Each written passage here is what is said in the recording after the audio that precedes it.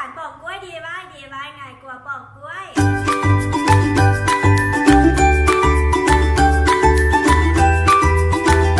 EPนี้เขาจะมาเฮ็ดแหวนนะคะอุปกรณ์มีอย่างแน่ไปเบิ่งกันเลยอุปกรณ์มีเล็กหนีบเจี๊ยบิ๊กเฟิร์สครีมหนีบและครีมตัด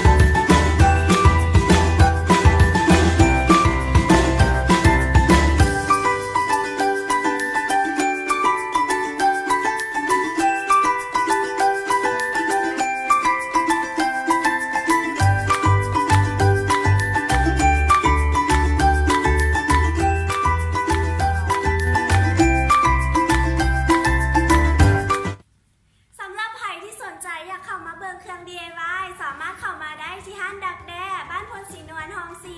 อย่าลื